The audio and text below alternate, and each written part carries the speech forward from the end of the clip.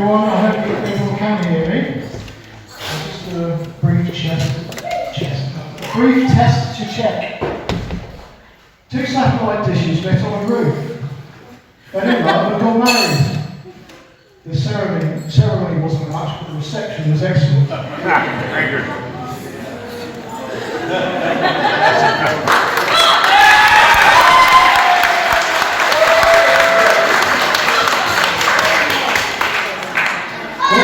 What do cannibals do at a wedding? They toast the bride and groom.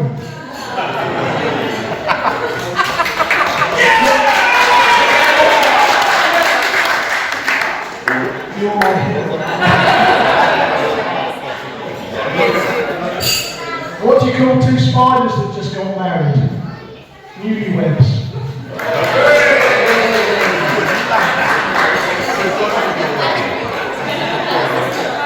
What do you call 2 naturists that just got married? Newlyweds. Can you see a pattern?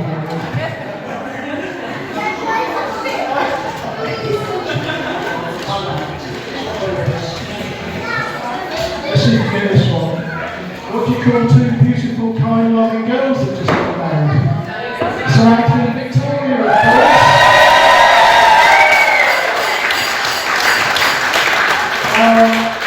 Some of you didn't seem to know that, so I'm just wondering if you're at the right event. The last wedding speech I gave was a little over 40 years ago, so I'm a little rusty at this. It's a shame I can't just repeat it, but now I'm the father, not the groom. Welcome everyone to this magnificent day. My name is Mike, and I'm Samantha's dad, and I'll be sharing this duty with Charles, Victoria's dad. So, unfortunately, you have to sit through 2 Father of the Bride speeches, and for that, we are truly not sorry, because this is such a special occasion for us both. My job today is to talk to you, and your job is to listen.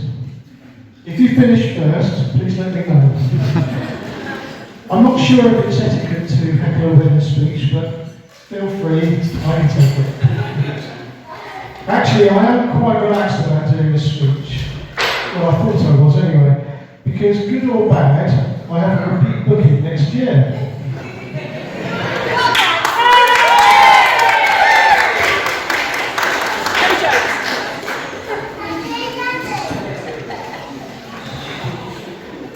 Now, you may not be aware that you all share something in common with me. Yeah, you don't know what I'm going to say. But neither do I. And it's going to be made all the more difficult by the amount of alcohol I am already confused. Did I just say confused? I mean infused. Infused means to become filled or saturated, and implies a pouring in of something that gives new life or significance, usually for the better. So, a perfect word to use, I think. Confused is what you get listening to me. As you can tell, the free-flowing Prosecco has taken its toll. Hopefully we will all get infused together as the day progresses. Please do ensure your glasses are full to the brim and spares available, because this is not an alcohol-free speech. Actually, I've just been to the bar where I bought an alcoholic ginger beer. He wasn't pleased. You okay, Uncle Kid?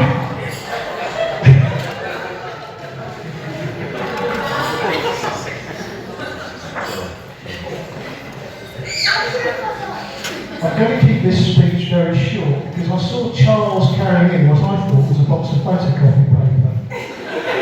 Then I saw the top sheet headed speech, 22nd of October. So those of you in the speech time sweepstake may want to change your bets before breakfast. I was speaking to Sam a few weeks ago and she said she would rather I didn't do a speech, but as I am the only dad she has, she's keeping her fingers crossed. However, I did give her a choice. It was the speech or some magic tricks. Her decision was easy. In fact, she was so desperate for me not to attempt any magic, she hired a table magician to upstage me. Good move, daughter. By the way, what do you call a magician that has lost his magic? Ian.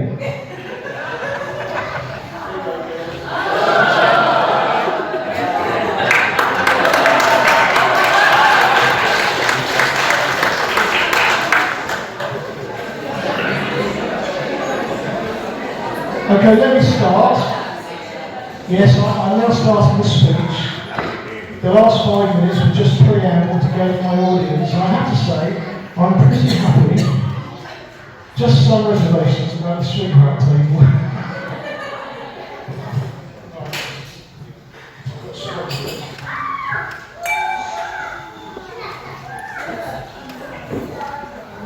Now, let me start by saying thanks to you all for joining us today.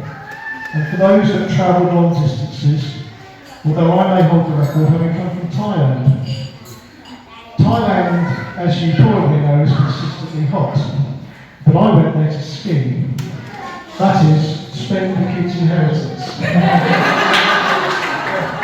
It's going very well. I know that coming to anybody requires a lot of commitment in time and energy. So, thank you all for making that effort and honouring Samantha and Victoria with your attendance. We should remember those that would have loved to be part of this special occasion, but cannot be here for various reasons, be it because they have passed away, are too ill, or simply cannot travel long distances. At this point, I would like to propose the first toast, but there's no need to stand, please. Ladies and gentlemen, please raise your glasses too, and remind yourselves of absent friends.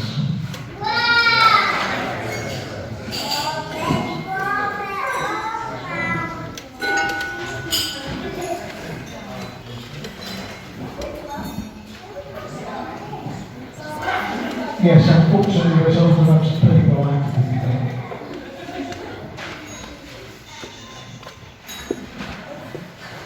On the subject of absent friends, my grief counsellor died recently, but luckily he was so good at his job he never died. I'd like to thank Melanie. It's alright, Karen. I would like to thank Melanie, Anne and Charles, along with minor players Victoria and Samantha, for this magnificent event. This really is a fantastic venue and so beautifully presented. I understand that Samantha and Victoria were pretty much organised today by themselves, choosing the venue, deciding on the decorations, seating plans and format of the day. Well done, girls. First class.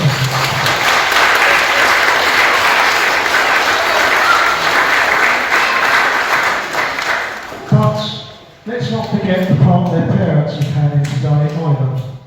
Melanie, Anne and Charles have been responsible for the most important bit, providing the two people sat at the sweetheart table. Truly, without their efforts and patience over the years, we would not be enjoying today. Clearly a lot of work involved for all of you. Now, this event may be less than traditional, but I have never been great on tradition and convention anyway. However, I was honoured when half-cut Vicky rang me when I was stuck in Thailand during the COVID scandemic to ask for my blessing for her proposal to Sam. It made me very happy to know someone thought so highly of Sam to want to commit the rest of her life to her. Or, take her off my hands, as Victoria put it. I asked her if she would give Sam a ring. No, she said, I'll ask her face to face. It reminded me of how I was also very honoured and happy at the time I was asked to be Sam's father.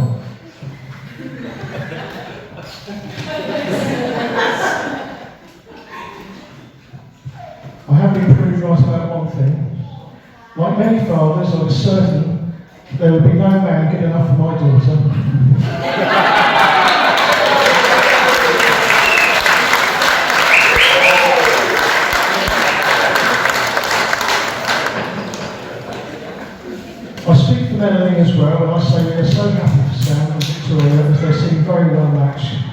Vicky is good at DIY, so she wins me over straight away. In fact, let me recount the events of that phone call that I received. Because I was abroad due to the scandemic, I had to ask Sam to help check and repair a lock at my house. Over she goes, thank you daughter, and as it turns out, she leaves Victoria in charge of that job while she goes off to do some shopping. Victoria video calls me. I think it's called FaceTime now, for some strange reason, and once the lock had been sorted, goes on to the more important issue. Really, she did me a favour by fixing a lock. What else could I say but yes, you have my blessing. So she's not only good at DIY, but crafty as well. We're thrilled that we will not be so much losing a daughter as gaining a... Oh, some of the traditional one-liners don't quite work, do they?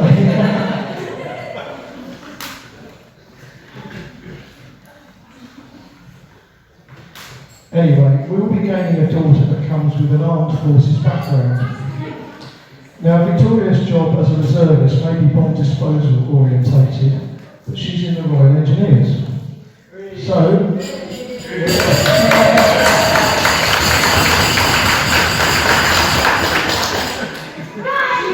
So I'm expected to be able to get hold of a Bailey Bridge, or an M3 amphibious vehicle, the Ontario armoured digger, or a complete BR90 family without too much fuss when I decide to start my next garden project. And Victoria, you can stand by in case I find any strange objects during the excavations. Don't let me down, Vicky, because Uncle Keith is flatly refusing to do any more manual labour. Uncle Keith nicknamed my garden levelling project in Alton the Roman Dig. I'm sure he will explain why to anyone that buys him a ginger beer. I have the utmost respect for the work the armed forces do at the behest of politicians, for whom I have little or no respect. I hope there are some politicians here. I know some armed forces personnel will be attending later today, but this is my only opportunity to formally mention them. And so, even in their absence, I would like to propose another toast. Please remain seated. Labels and ginger men, please raise your glasses to the armed forces. The armed forces.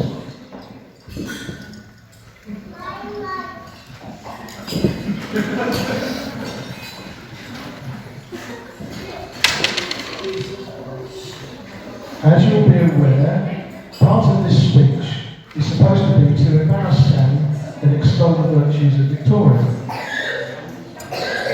No. Sam insisted on letting this speech just before the ceremony. I was told a small bit has been redacted, unfortunately, so bear with me.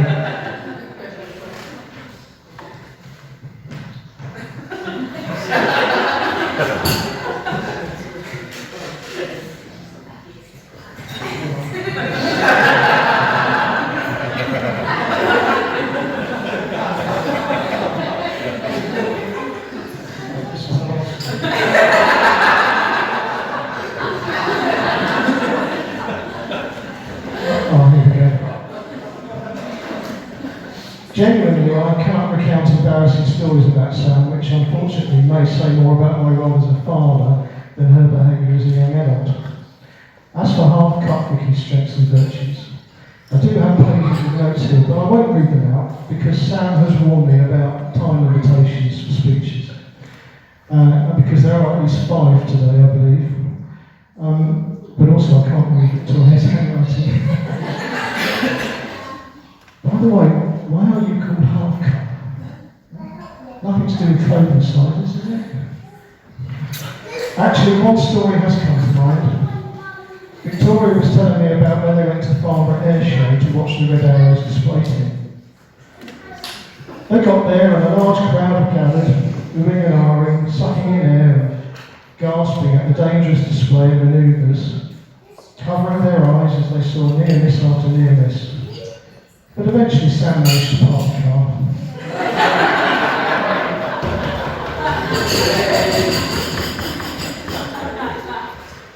Anyway, as I near the conclusion of this rambling, I want you all to charge your glasses again whilst I finish talking about the most important people here today. we would not be enjoying his hospitality, friendliness, warmth, and such a good feeling inside. They have made today very special, and it's obvious from their faces how much they are enjoying it, and how happy they are to see you all. So, Needles and Jellymen, please be upstanding.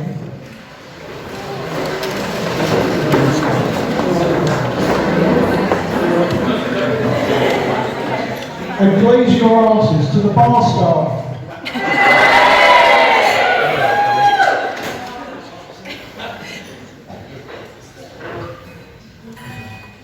Okay, everyone, you can sit down now. We've still got another 20 minutes.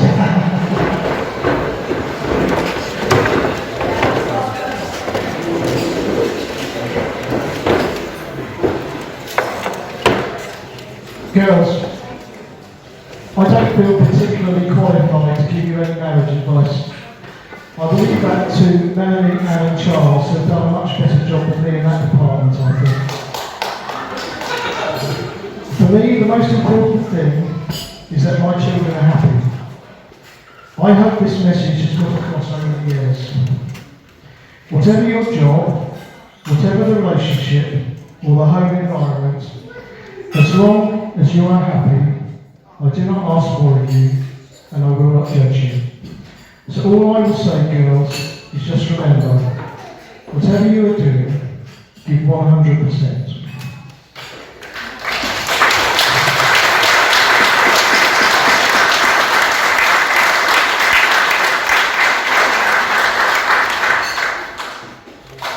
Unless you're donating blood.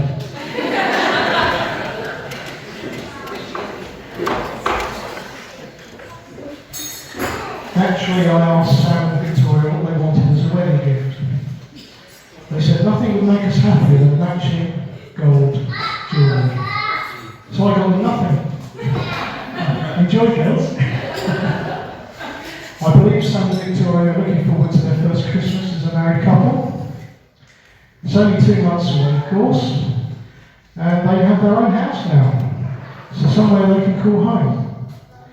They tell me every year they have pigs in blankets, or as you probably call it, relatives sleeping in the spare room. Sam confided in me she went to an expensive upmarket and very posh London lingerie shop to buy a Christmas present for Victoria. She was looking at one item that was priced at £175. She asked the assistant, "Are these knickers satin?" The assistant replied, "No, they're new." I do remember when Sam was born and we took her home. Of course, every night there was a lot of burping and farting after feeding and a lot of crying. But Melanie just told me to stop it and go see to Sam. Talking of babies, there is a rumour that this wedding will very shortly be followed by a patter of tiny feet. Is it true, girls? Are you getting a puppy?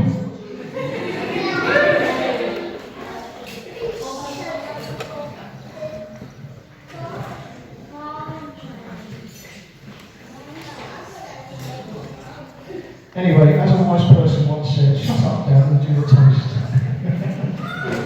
So I will conclude by suggesting that Sam and Vicky are like 2 slices of fresh bread. And after they have been together a while, they won't go stale, but will develop into a different type of bread, namely toast, that has a hardened exterior able to withstand the buttering of life, but retaining a soft and gentle interior which is kind to anyone with dodgy teeth. Something like that anyway, I'm still working on that punchline. Girls, I love you very much, and I'm very proud of you. Sam, you have never disappointed me, and have often surprised me with your brave heart and openness.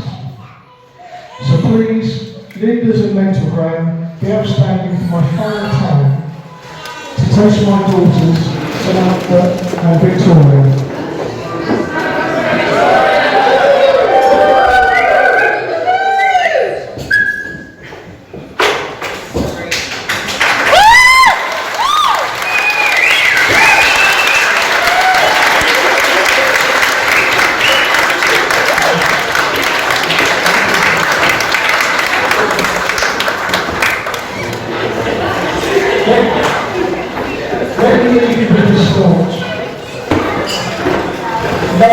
It's not the number of times you kissed her, but the number of times you decided to kiss her. Have a long and happy life together, girls.